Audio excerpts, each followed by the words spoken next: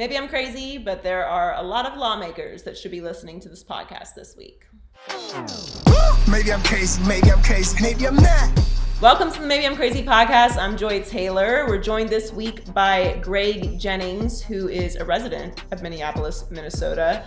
And he has a lot of thoughts about everything that's going on right now, DREW BREES, Roger Goodell, and how to make some real change moving forward. Hope you guys are doing well. Thanks again for joining us.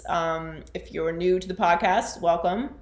We love you. If you're here every week, we love you too. Hope you guys are taking care of yourselves. So we'll get started with Greg Jennings. Of course, we have the whole crew, Heller, Donnie, and T. But let's get going with our FS1 analyst, Greg Jennings.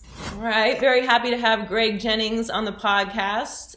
Greg, you are in Minneapolis, if I am correct, right? Yes. Even though you in Minneapolis. You got a bunch of Packer stuff behind you, so you may be confused. Think that he is in Green Bay, but you live in Minneapolis, so you've been not only in the middle, in the center of everything that's been happening, but also your family is there with you, and your wife is a small business owner in Minneapolis as well, right? Exactly. We've been in the thick of it, in the center of it, around it, and supporting it all. So how are you guys mentally and emotionally? I mean, we were talking before we started, this is a reality every day, regardless of whether this is national news or not. But obviously, like I said, you guys are in the center of, the attention of the whole universe, being that's where Greg Floyd was murdered, and there are protests, and it's gotten very intense there. So how are you guys doing? We're doing good. Taking each day, one day at a time. And I know that sounds cliche, but that is the reality. Every day kind of brings about a different level of emotion, depending on what triggers you, what you see in social, what's going on in the world around you, what's going on downtown here locally, and just what you hear and the responses of people reacting to what's going on around our nation. It's truly one of those deals that is day by day. So a lot of the reactions to what's happening that I'm getting, and I won't say that it's most, but it is enough that it's disturbing, is that the protests are happening, and along with protests generally comes some violence and some looting. And as I mentioned, your wife's a small business owner in Minneapolis. To me, it's a redirect to constantly talk about the rioting and the looting, or to bring that up first before mentioning that you support the protests and that you understand what's happening. But you are somebody who could be directly affected by that looting and rioting. So how do you feel about just the reaction to that and just that conversation as a whole? It's a culmination of feelings. But ultimately, my wife and I, we support it 100%. Do we condone it all? No, but we truly understand why. Like, people are tired. The Black community is tired of being overlooked, unheard, and they are showcasing their emotion, their hurt, their pain, their frustration in ways that is misunderstood at times, because one who hasn't gone through the oppression, the adversities that they have gone through as the Black community. And I say they, I'm included in that. That's how I grew up. And it's one of those things where I was talking to an individual yesterday, and as an outsider, you really just have to listen. You can't really, it's nothing you can really say unless you're trying to resolve the issue, unless you're putting kind of your action behind your words of how can I help? And you start helping. Anytime you hear in the media, when they come out first and say the looting and the rioting and all of these things that play to the heartstrings of those who are completely against the looting and the rioting. It's what you said. It's shifting and redirecting what is really the causation of it all. And that is the police brutality, the social injustices that we as a people have endured for hundreds of years. And whatever that looks like for us as individuals, it comes in different styles, different forms, different ways. It's presented to us all differently, but we all have a story. We all have our experience in some fashion. And I think if we really look beyond the destruction of what's taking place and what has happened, and look at why things are being destructed, the destruction was happening far beyond and far prior to what we're seeing as a manifestation of actual buildings being burned and damaged and looted. The destruction was already happening. It just was happening in a way that was masked and protected and overlooked. So I've been tossing around, we're all thinking, right, of solutions and ways to move forward or ways to educate. And I think, and this is not every or all, obviously, but I do think that there is a significant part of the American population who their only interaction with the Black community is athletes or stars or, maybe somebody in their office, but they don't have personal relationships with people in the Black community. So when they hear things like this, they think that, well, it's Greg Jennings. He's a superstar athlete. He's got a Super Bowl. He's got money. He's just carrying on a narrative or doing what's popular. He doesn't really relate to what's actually happening.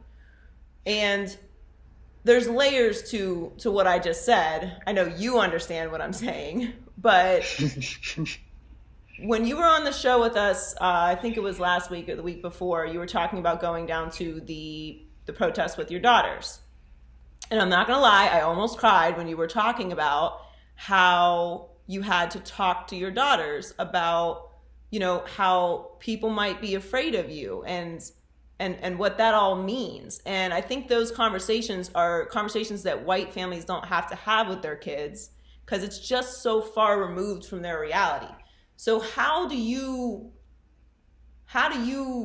communicate like how much this affects you? Like the fact that you're an athlete, because I'm getting that, like, oh, like this isn't part of your reality. Like how, first of all, you don't know me.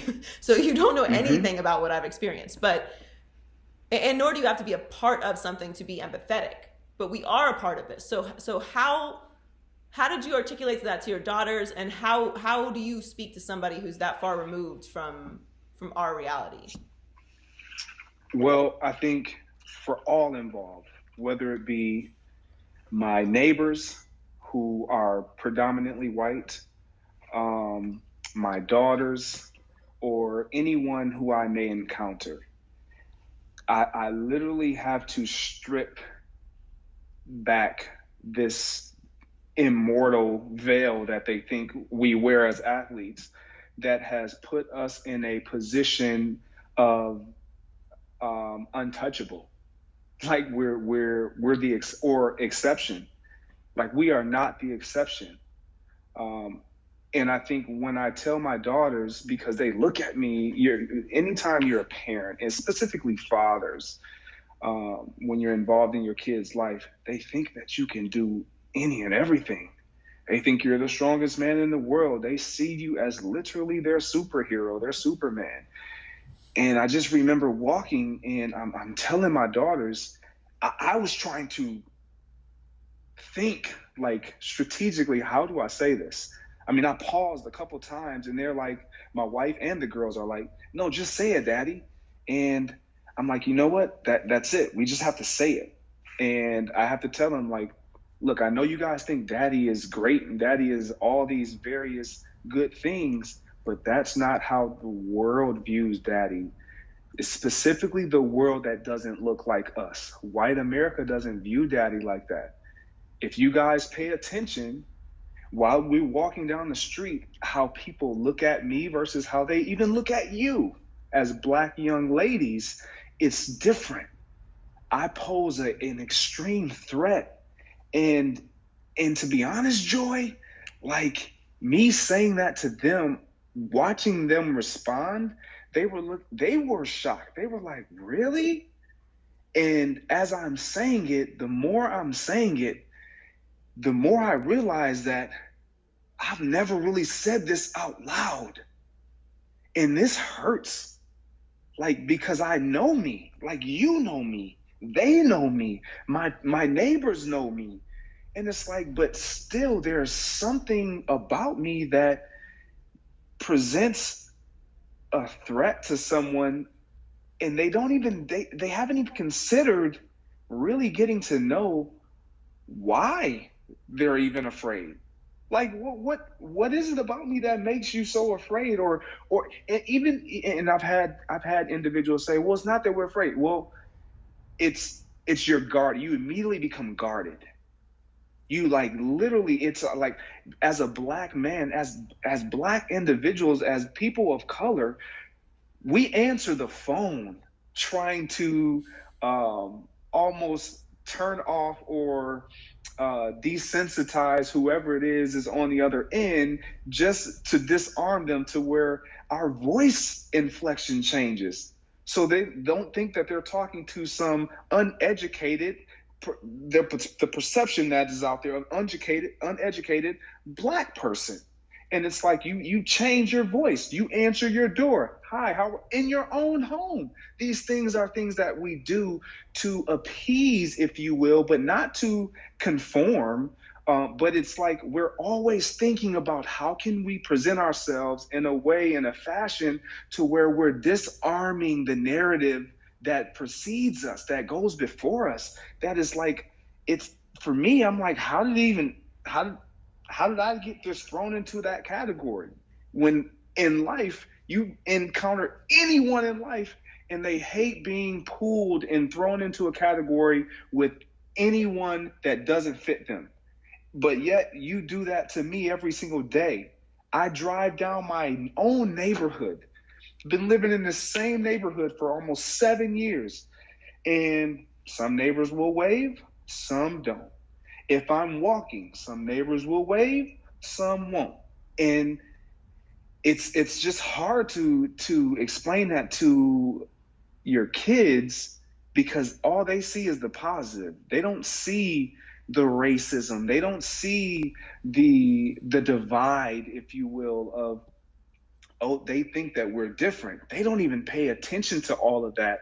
And so as a parent, you just try to educate them by just literally telling them exactly how it is. And that's just how you get it. You just tell them exactly how it is. We actually, my neighbor, I have a Black Lives Matter flag in my yard, and I purposely waited to take it out there when majority of my neighbors were outside, to see if anyone would even be willing to address it. And one of my neighbors did. She walked right across the street and she started talking, and she's expressing what she needs to do to unlearn some things and to listen. And so we're tomorrow having a neighborhood come together of conversation on, so they can just listen. So they can just listen. And I think that's where it starts. And when people say that they want to listen and they lend an ear, you just have to be honest. Like, you can't tiptoe. You just have to tell them exactly how it is. Not to scare anyone, not to make them feel like they're a part of the problem, because they very well may not be. But you have to address it for what it is, so we can all identify, okay, this is what it is, period. Like, people are saying Black Lives, we're all having this issue, or I shouldn't say we're all, but those who aren't Black have this issue with the fact that we say Black Lives Matter. And the reality is, Joy, that why would someone have to even say Black Lives Matter if they didn't feel that way? Like, you wouldn't say something unless you felt that way about it. Like, no one walks around saying white lives matter. Why? Because they know it. They don't feel like their lives don't matter. Right. But when you feel slighted, when you feel like you've been the one that has been on the short end of everything, or you haven't been given the same opportunities, you at some point have to speak up for yourself. And I think that's what needs to take place. And when you have the opportunity to speak up, speak truth and speak from the heart and speak honesty. Yeah, I think that's great that you're doing that with your neighbors. I think obviously the movement overall internationally and you know the big crowds and everything is super important. But I also really believe it starts at the grassroots level, if you will, just those hard conversations with people that are close to you. And someone who has been in the news a lot over this past week because maybe he didn't listen so much was DREW BREES.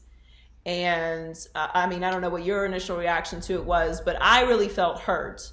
And not everything that's being said right now, even if it's meant to be hurtful or not meant to be hurtful, does hurt me. But DREW BREES' comments really upset me because I hold DREW BREES in a different category. I respect him, and I think he's a legacy quarterback in this league, and I think he's done a lot for the community in New Orleans and a lot for the community throughout Corona. So it really threw me off that he would say something so past tone deaf. It really just was like hurtful. Like it was so just a throwaway comment. And what bothers me about it is so many people are reacting to it and saying like, you know, don't crush DREW. And this is just my opinion on it. Aside from the fact that I felt like it was a careless and hurtful thing to say. What people don't understand is right now, if you're on the other side, if you're on the, you know, the first thing that you mentioned is looting and rioting side, if you're on the side of all lives matter, or you're pushing against everything that's happening, all you need is one little crumb from someone to validate your, you know, opinion about what's happening. And that catches fire. And then you can't talk, it's just one more step away from where we're trying to get. And when you are in a position like DREW BREES, you have a responsibility not to feed that dragon, which is another reason why it was so hurtful to me. But he did apologize. I'll be honest, I'm not over it yet. I do think his teammates will forgive him and move forward. And I do think he is probably now having really tough conversations. But what was your reaction to all that? So my initial reaction was wow. Like there was a level of callousness that I thought DREW showcased, and selfishness, and I know DREW. I have a relationship with DREW. It's not to a teammate level, but and to your point, like when you have watched someone live a life and of action the way that DREW has, philanthropically, when it comes to supporting of Katrina and COVID and just all the many various things that he's done has been so positive that can't be thrown away. But in such a sensitive moment in time, it's I liken it to when we're all getting interviewed after the game and you know we come in to the locker room and the coach says, look, this is our message. We lost. Let's just take it. It is what it is. Give the other team credit. No matter and regardless the question, your response always goes back to, you know, they deserve to win, or they were the better team, or you just own it. Basically, you just give them praise. You acknowledge it. You don't try to make it about what you think it's about. This is not the time. You know that. And so with knowing that, how we've been trained to do this by PR teams, by teammates, by our peers, like, and for DREW to not do it, it just, in my opinion, that's the first thing that came to my mind is like, wow, that's just callous. Like, that's just dismissing what is really hurting, what is really causing, what is really the deep issue here. It's just like, you know what? I don't really care at this moment. And that's just how it came off to me. Knowing DREW and knowing his action, I know it hurts to see people lashing out and the backlash that he's received. And I truly believe that he is apologetic. I do. But you have to understand, and you said it, in a moment like this, you have to be able to discern like what you say, how you say, why you say, and when you say. And right now, in this moment, every question, if you are against social injustice and police brutality, and you are in support of the protesting and making things right in America, that should have been your message. Because if we don't unify that message, anything else that we say is going to be plastered. The one thing that you say that is not in agreement with bettering the cause or making change or progressing what we're trying to get done, it's going to be detracted, and that's what's going to be put out there. He knows that better than anyone, and that's what was so hurtful. And as far as the apology, I accept the apology. I think his teammates are going to accept the apology. But when you have someone, like you said, like Drew Brees, in that community who has done so much, the way I look at it also is you're on the side that we want to not necessarily want to be on, but we just want to get to that level of equality. So you understand, you have an inside track of what we deal with by the relationships that you formed in the locker rooms, the conversations that I know you've had, and you're our closest ally. You're literally the one individual that can connect and that can be a voice of influence to those who we are trying to influence, but they are not listening to us, but they will listen to you, Drew. So the moment you don't do it, it's like, really? You too? It was just very hurtful. So Roger Goodell put out a statement, which felt like it was a reaction to Saquon and a lot of other guys from around the NFL putting a video out, basically calling out the NFL. I thought that the statement that Roger Goodell made was a good statement. Obviously, it could have been made sooner and without being prompted. But what was your reaction to Roger Goodell's statement? I thought it was a good statement. I thought it was needed. And as much as I can poke holes in it, I appreciate him and applaud him for making the statement. I do, because he could have chosen not to. He could have chosen to be silent. He could have chosen to wait it out and see how everything pans out and then release a statement. But the fact that he chose to just make a statement and say the things that he said, and saying that he's against police brutality and in support of advancing the causes of our Black athletes and our players in the league and what they're standing for, it was needed. It was needed on so many levels, specifically the level of you have a lot of Black coaches, you have a lot of Black assistant coaches, you have a lot of Black players, you have so many that you are representing that you can speak for. And if you choose not to say anything in this moment, you're basically saying everything we need to hear. And I think that the fact that he chose to stand up and to say something is a sign that, you know what, he does at the very least care enough to give a statement. Now, as far as putting action behind that statement, that's to be seen. We have to see that happen. So some feel that a proper response to Goodell's statement would be to bring Kaepernick back into the league. I think that generally sweeping statements about bringing Kaepernick back kind of remove the reality of what the league actually is and how it works. Do I think that Kaepernick should have gotten a job when he was a free agent? Yes. Do I think that he was blackballed? Yes. Do I think that he is good enough to be a backup quarterback in this league? Yes. I mean, we've seen the guys that they've dragged off the couch into the league, so it's impossible to argue against that. But do you think that that is the next step for what needs to happen in order for Goodell's statement to be validated? I think that would be a huge step if they were being strategic and they wanted to just, for the sake of it, let's save face. That would be their first move.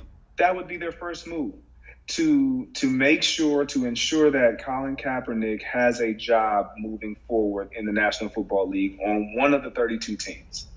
Now, him playing would then be the next issue.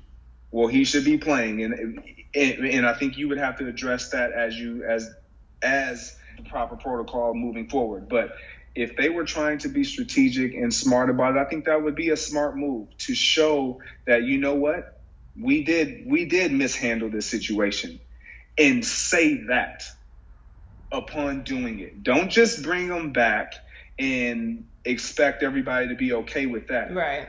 Bring him back and acknowledge the fact that what was done to Colin Kaepernick was wrong, and own it. Like the league, and this is what I don't understand. Like, the league isn't going to be hurt by someone stating the truth and just saying, you know what, Roger Goodell specifically just owning it.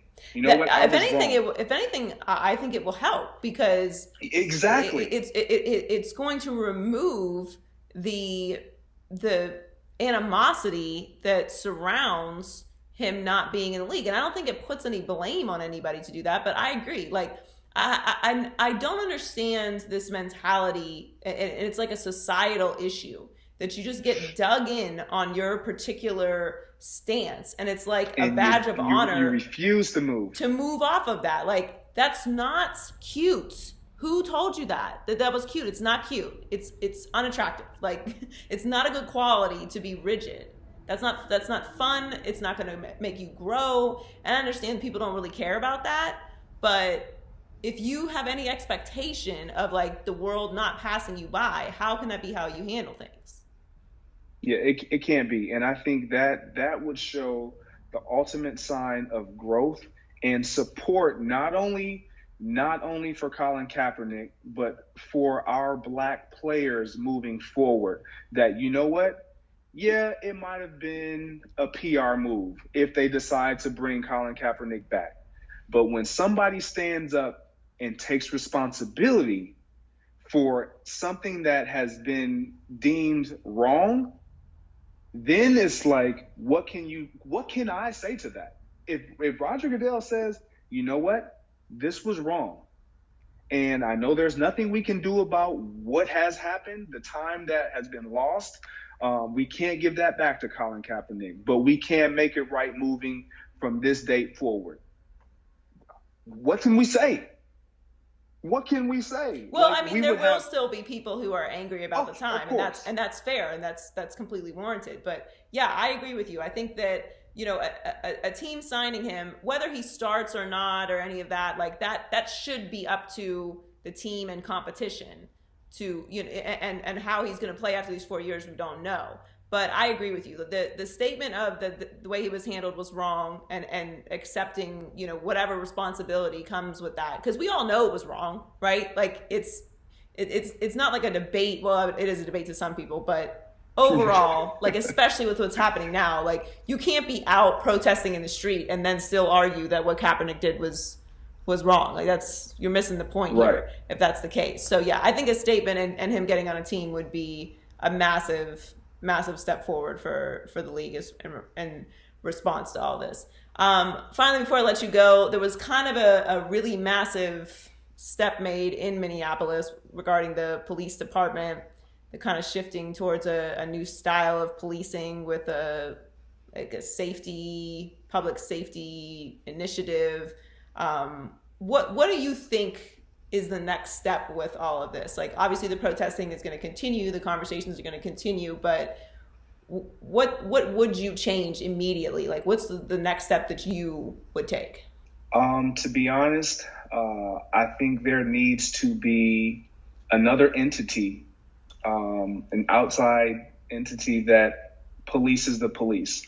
that oversees that. I just said that yesterday. I mean, I've been saying that. We all been saying that, but yes, yes. So it's kind of like let's go back to football. When we talk about the concussion protocol, players they're gonna want to play, and team doctors are, let's just face it, their loyalty lies with the team, and so they're going to be more subject to allowing that player to convince them to get back on the field versus the health period of the player, of the individual, because there's no they have some skin in the game. Let's just call a spade a spade. They have some skin in the game. And so by bringing in an outside source, a neurologist that has no skin in the game, all they solely care about is the well-being of an individual and whether they can pass that concussion protocol test or not. If they don't touch that field again. If they do, okay. That's what needs to happen when it comes to law enforcement. There needs to be some other entity that they have to then report to, that sees and overlooks everything that they do, that assesses everything that they do, that checks every box that they check. A police report being reported by the police, that's like only listening to one side of the story from two individuals, and you only take one person's take. Like, okay, so what did you say? And you don't even consider the other person because they are not in a position of authority or influence. They're deemed to be wrong. So you're not going to really listen to them fairly. And I think in order for that to be eliminated and completely dismissed, if you bring in an outside entity that oversees what the law enforcement is doing and their procedures and protocols and their policies, I think it would get remedied a lot quicker than what we would even think that it should be. It's in my mind, and I believe in it's a no-brainer. Yeah, I mean, I think that I don't know how that's not already happened, but it's the same argument that I make for whenever the NFL makes decisions about suspensions. Like, in order to eliminate Roger Goodell getting blamed for everything, why wouldn't you have a committee of people, a committee that can be voted on by the NFL Players Association, can change, a diverse committee of people, men, women from different places in the world, different occupations, can evaluate independently the situation and then make their recommendation. Like that removes a level of bias, and it makes the public feel more comfortable with what's happening. Like, why not make that committee be committee members that you can vote on? Then make it a diverse committee that changes every 2 years. So it's not somebody locked into this position that can be bought off or any of those things. And they don't make the end all be all decision. They recommend it to the DA, and the DA makes the decision from that point forward. But there needs to be another layer of evaluation. Cops are going to be much more inclined to stay calm in situations and not use excessive force if they know there's a very good chance this committee is going to see what I did and not only fire me so I lose my job, but then recommend that I be prosecuted for it. There's no fear of that right now, just none. I mean, the man who killed George Floyd had 12 excessive force complaints against him. How does that happen? This was a full steam ahead train towards this outcome, and it was avoidable, and I totally agree. So let's push that forward. I'm gonna clip this off and put that out. I totally agree. Well, thanks for your time, Greg. I hope that you guys are mentally and emotionally taking care of yourselves, because this is, it's a wave of emotion, everything that's happening on top of it being a very good thing and having good momentum. So take care of yourself. It was good to talk to you, and hopefully we'll see you back in studio soon. Absolutely. Take care. You too, okay. With it. With it. What? With it. We about to turn up in this bitch. What's going on, Heller? What up and with it or quit it this week? All right, real quick question before we get going. Am I invited to the barbecue? It's the cookout, and we'll see after you just presented it like that. That's good, because my follow-up question was, can I invite DREW BREES? But anyway, no. 1 week ago today, Drew Brees woke up a 2006 Walter Payton Man of the Year Award winner and posted a black square on Instagram with the hashtag Blackout Tuesday. The next day, Drew was asked a softball question about the recent protests around the nation and decided to play the American flag card. Whoops, not in 2020, Drew. Brees has since apologized profusely and transitioned from initially being a beloved teammate to then being the face of racism in America before finally assuming his full butterfly as an understanding ally of the movement. Joy. Drew Brees' apology didn't fix it. Wit it or quit it. Wit it. I reserve the right to still be upset at Drew Brees. I don't know Drew Brees personally. I put him on a pedestal based off of everything that I had seen from him publicly, the public service that he has shown, him and his family have shown to the city of New Orleans, a place I love very much. Yep, and, not an awful guy. Right. And I mean, that's my mistake to put someone I don't know on that pedestal, but what he said upset me. It really hurt me. And, you know, if you're someone who doesn't understand why someone would be hurt by what Drew Brees said, it's time to stop talking and time to start listening. You don't get to tell people how they feel about anything, okay? Ever.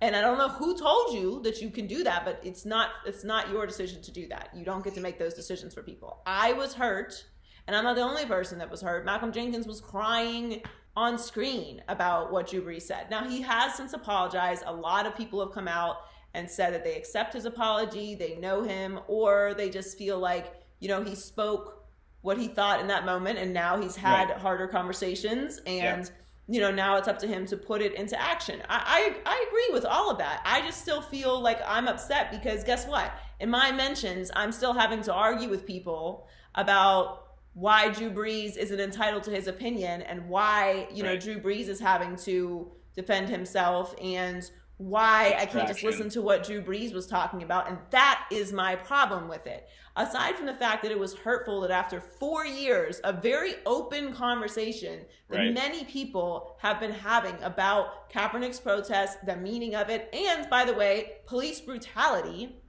that we've seen many times, many videos. This is not the first video that we've seen of someone, unfortunately not, of a black man being murdered by the police officers. So for multiple reasons, this has all come to a pinnacle, and now it has exploded across the entire world.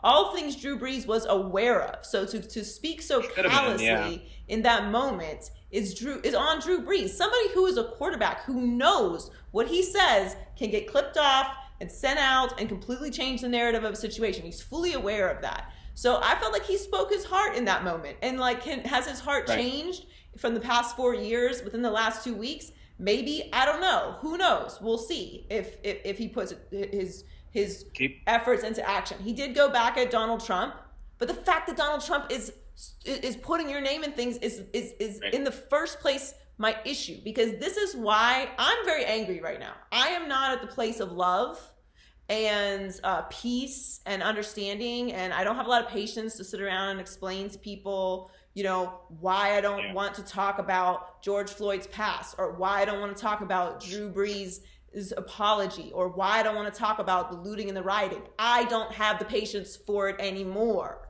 Yeah. I'm just going to call you a clown and keep pushing on with my day. You've chosen your side of history. Stay there if you like, or join the rest of us. But you're not going to do that at the expense of my time and energy. That's my anger that I have. And the reason that I was so, after the initial hurt, angry with Drew Brees is because if you give one tiny little crumb to the other side, and don't get it twisted, there's another side. There is a whole other side. Just because you see thousands of people in the street, just because you see people who have never talked about race publicly in their life posting things on social media and showing empathy, that doesn't mean that there's not still an entire massive group of people that not only disagree with everything that's happening right now, they're either silent or they're comfortable with black people being killed. They're comfortable with the status quo of everything that's going on with systemic racism. So if you give that group one tiny little drop, it's going to turn into a tsunami of bullshit. And Drew Brees, his words have power. His words have the ability to make that tsunami happen. All you have to do is say one thing that goes against even a tiny little bit everything that we're trying to push forward, and then that little tiny piece of dirt becomes a mountain of I told you so. And that is what pisses me off. Yeah, I think Drew Brees is not the worst guy in the world. No. And I think I would totally agree with everything he was saying about the flag if the flag was a human being. But the flag is a piece of cloth, and human beings are so much more than that. So the thing that became clear to me when Drew Brees was the one that we were all destroying, and rightfully so because of the timing of what he said, more so than who he is, right? The one thing that I realized was, man, it's a bad time to have an agenda right now. If you have an agenda that it doesn't have to fall in line, but worldview wise, if your agenda doesn't line up with just full equality and where everything's going right now, like if you want that agenda to be exposed and yourself to be exposed, keep talking. But if you want to, hold some things near and dear, shut the up. Well, also, it's just not, and I know this is a very difficult concept because we live in a world where everyone feels like their opinion is important and needs to be heard and needs to be shared and needs to be recognized and needs to be seen. And the reality is it doesn't. Your opinion on everything does not matter. My opinion on everything doesn't matter. It just doesn't matter. My opinion about what it feels like to get kicked in the balls does not matter. Do you know why it doesn't matter? Because I don't have balls. Yeah, I will never get kicked in them. I will never know what that feeling is. I definitely keep pregnancy related opinions to myself. Do you know what men can have opinions about pregnancy? Gynecologists. And you know what male gynecologists do when they have opinions about pregnancy? They speak from a medical space, and their opinions about it are not what they give. They give recommendations based off of medicine. You're not a gynecologist, so just stop talking, okay? Yeah. And like these are broader spectrum points, but what I'm trying to say is that don't let the fact that your Instagram allows you to leave comments confuse you into thinking that your opinion about everything has value and merit. It doesn't. There's just sometimes in life where it's not about you. Right. And that's okay. Right now, it just might not be about you. Just for a little while, it's not going to be about you. And you're going to survive. You're going to live on. You're going to be okay. And maybe the world around you will also be okay too. And you should probably be okay with that. Stop being so selfish that you can't allow, you refuse to allow the conversation to be about anyone else except for you and what you have to say. You don't get to have an opinion about everything. I don't have an opinion about everything. It's not me saying you. I don't have an opinion about everything. I don't have an opinion about something that I'm completely ignorant to. Proverbial you, yep. You know why? Because I have self-awareness. Try it. It's a good look. Yeah. It's a fabulous look. It's a great look, and let's just say words matter now more than ever. So just choose yours wisely, and don't run in being an expert on something you're not, huh? You're not an expert. Yeah. What else is going on? All right. On last week's show, I asked you sort of and the group if things felt different this time with what felt to me like a real resounding cry for justice for George Floyd. And you said that you were seeing more outreach and more support, but it wasn't enough yet. With sports coming back, things will be different. So Joy, sports leagues need to come correct moving forward. Wit it or quit it. Wit it. And I do think that they will. I think that there is... We've reached a point where everything is public, right? So if you don't say something, it's public. If you do say something, it's public. What you say in any direction is public. So I think that leagues have a responsibility because they do represent their communities. And that's a big part of what each of these teams, their identity, how they make money, how they sell sponsorships, selling season tickets. Like, you are selling to the community. You represent the community. You are a part of the fabric of whatever community you're in. So in service to that community, you need to serve everyone in that community. And not just that, the players, the coaches, the staff, your employees. It's mandatory that leagues stop putting out just simple public statements and actually have a full show of support of what needs to happen. And this is the important thing that everyone needs to understand. And I do think that leagues are having more open, frank conversations about how to move forward and what they can do to help. Yeah. But for everyone who's growing impatient, not that I care that you're impatient, but if we don't make changes, we're going to continue to have this conversation for decades and generations to come. And I would like this to end with our generation. In order to do that, we have to have an open conversation about what the problems are and how to fix them. That just has to happen. And I think that sports can play an incredibly crucial role in pushing those changes forward and making those changes and being sincere about them. And in order to be sincere about wanting to change, you have to understand what needs change to begin with. And there are plenty of very qualified people with great voices and great platforms to help explain and help give suggestions on how to make that happen within your building. So I think that the fact that the NFL has come out, Roger Goodell has come out and say he's going to start listening to the players, and he was wrong not to listen to the players, which, like, who knows if he consulted the owners about whether to do that or not. Like, the reality is, whether the owners are cool with it or not, like, this is happening, y'all. It's all happening. So get with it or get lost. Come on board. We've got plenty of room. If you don't want to, the world will, I promise you, pass you by. It's just like I said last week. Think of time as this just flat line going on into forever. Throughout history, there are places, boom, boom, boom, where we pay closer attention and we look back and there's like, okay, there's this time, and then boom, this happened. We paid close attention to what people did, what kind of choices they made, how they treated people during this time. And I don't need to bring up what those times were, because we all know. And this is one of those times. You have to pick a side. Again, lots of stuff in life has a gray area. This is not one of them. You're on this side or you're not. And even if you are on this side, it's important that you recognize that you don't need to have an opinion about why you need to be on this side. Like, you can just listen and just help. And that is okay. That's needed. It's important. And it's all going to be okay that your little world has been disrupted. The world will be better, far beyond your wildest dreams, when everyone can have an equal existence.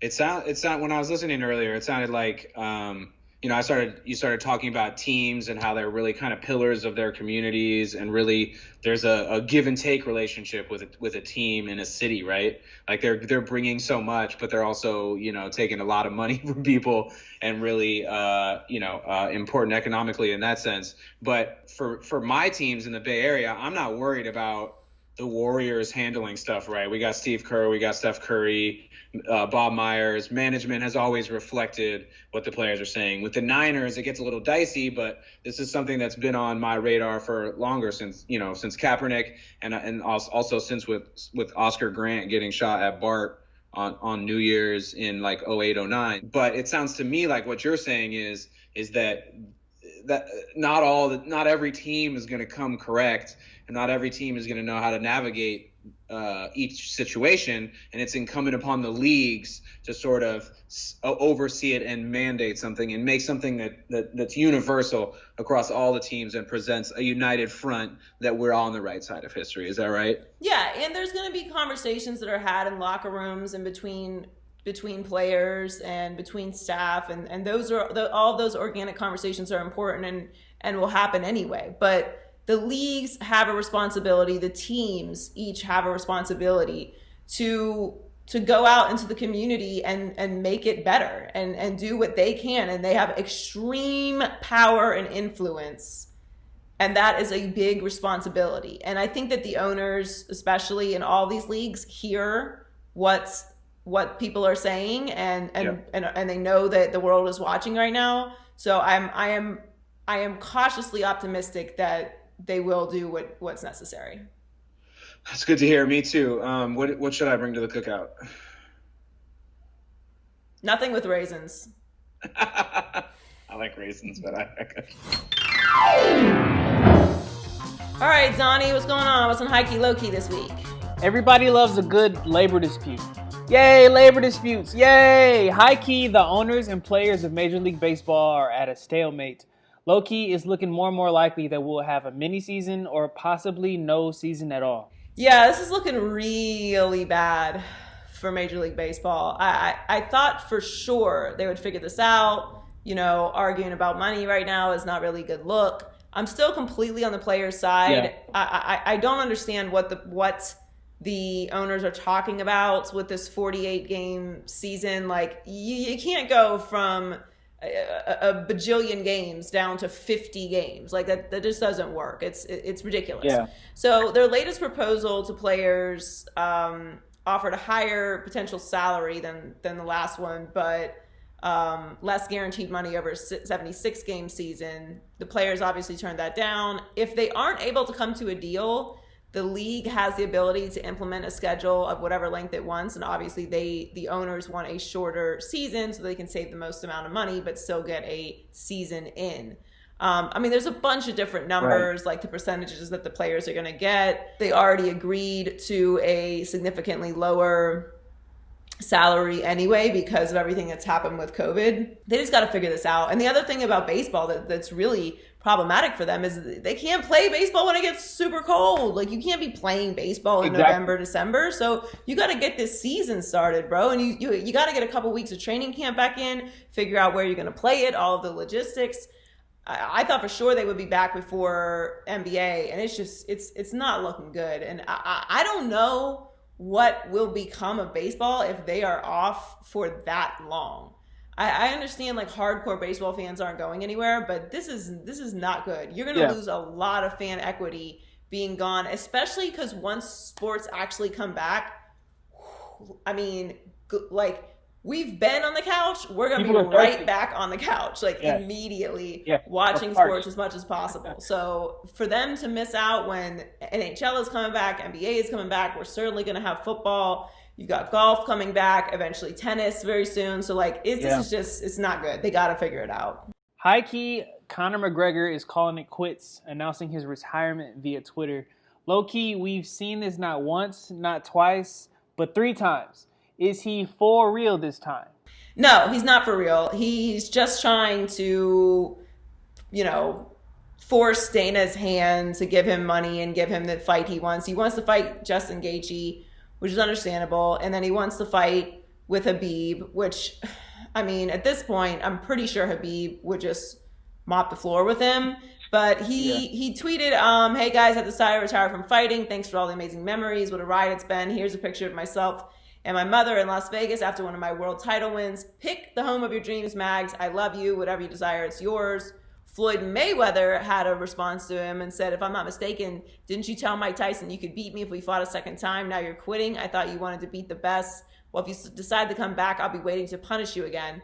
It's very interesting because I really thought before all of this corona stuff happened that they were for sure leading up to a Mayweather-McGregor rematch, which I will, of course, watch. And so will you. Yeah.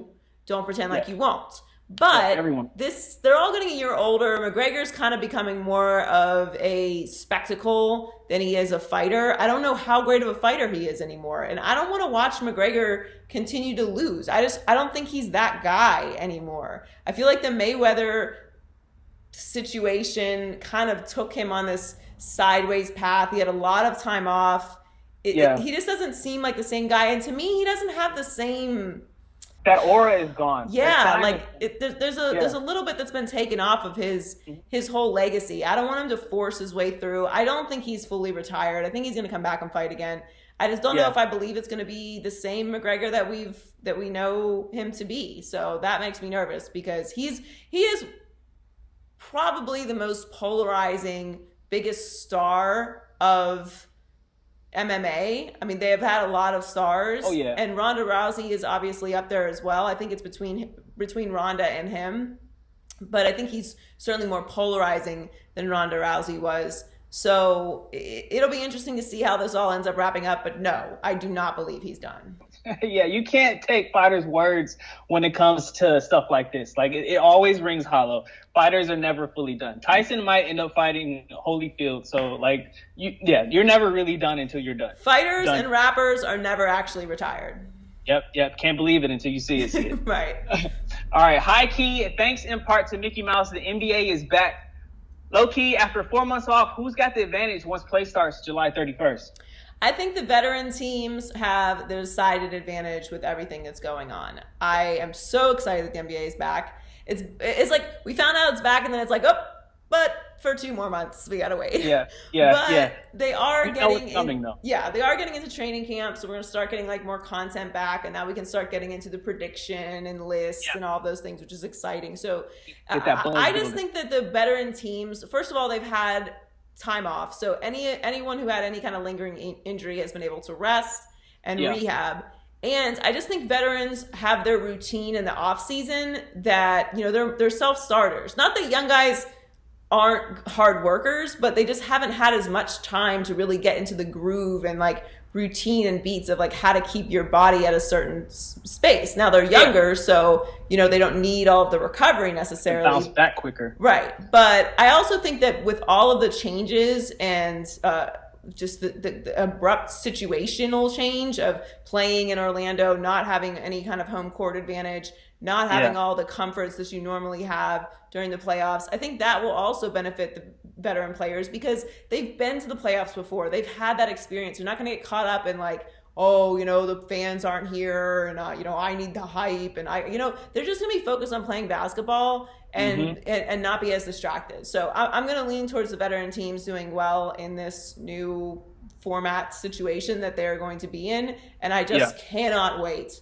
to watch. And I'm wondering what we're going to take from it and implement it into future seasons. I don't know how they're going to do without any noise. Like, we're about to really get to know these guys on an intimate level. Like, they're going to have to pump some kind of sound into the broadcast. Otherwise, there's going to be some choice words thrown around. Exactly. They're going to have to like have their fingers on the marks, like super. Yeah, you got to be on it. You're going to have to be on it because the words are going to be flying. I mean, I'm here for it, but it's not going to be family friendly.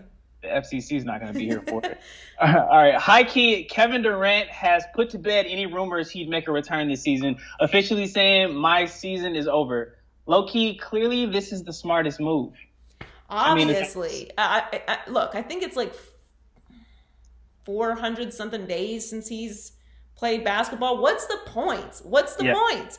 If he had already come back and they had gotten into some kind of groove and then it had stopped, then I would say, okay, like, you know, you need to finish the season. You've already started it. But the next season, as I've said many times, the season was just kind of a wash for me. You didn't have Kyrie. You didn't have KD. Well, you had Kyrie, but he didn't remain healthy. Not fully. You didn't have KD at all. It just was always going to be one of those seasons where you can't really evaluate what the Nets are going to be. Do I think the Nets have a massive window to win a championship? No. But I do think the way that they played this year, the culture that they're establishing in Brooklyn, the players, the role players that they have, on top of adding KD and a healthy Kyrie, they're going to be a problem next year, but that's next year. There's no point in putting KD at any sort of risk this year when he hasn't been with the team at all. It just doesn't make any sense. Wait until the season's over, and then let's just get ready for next year, which is going to be just fantastic. Right, just patience. Patience is a virtue. Stick to the plan. Don't get excited. Don't ruin your appetite. Don't eat the cookies before dinner. Don't open them Christmas presents days before. Just wait it out. The wait is going to be worth it. Although my grandmother did always say to eat dessert first because you never know if you're going to make it through dinner. Oh, okay. So I'm not going to go against grandmother's wisdom. So yeah, I mean, but I still think it doesn't apply to KD. Yeah. Don't play until next season. Hi T, what's going on the Culture Report this week? Hey Joy. So George Floyd had 3 memorial services. The first one was in Minneapolis, Minnesota, where he was killed. The second one was in Rayford, North Carolina, where he was born. And then the third one is in Houston, Texas, where he grew up and also where he'll be laid to rest with his mother. And he was shown so much love over the world. Reverend Al Sharpton spoke. I mean, so many people had so many great things to say. His niece gave a powerful message. His death has had such an impact on so many people because it's starting so many conversations on racism in this country. And of course, me and you know that we're not new to this. We know that this existed. It's been around for centuries, but it's just being revealed through cell phones. I'm not sure if you got a chance to catch the memorial, but what did you think? Well, I was working until noon Pacific yesterday on the show, but I did go down to the rally downtown LA, which was a memorial rally and march for George Floyd. So, there were a lot of pastors, people praying, singing, giving speeches, and of course it was very peaceful. Nice. And it was nice. Like it was very, I actually went with a mutual friend of ours, Jazz. We love you, Jazz.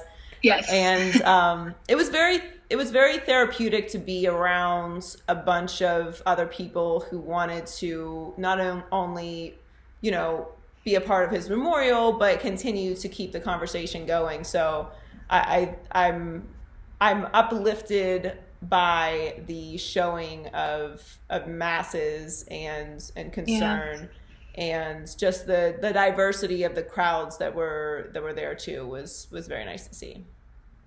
Oh, absolutely. I love how we're all coming together and for this movement. I feel like that's the way to implement change. So I love it. All right. So I'm not sure if you caught the town hall, but so CNN and Sesame Street, they hosted a town hall for families to talk about racism. And I mean, I love Sesame Street. They are known to cover this topic, which I love. There was a particular moment where Elmo was speaking to his father, and he was asking him about, like, what's a protest? What is racism? And his father just broke it down so well. He said, a protest is make others aware of a problem and you work together to make things better, for example.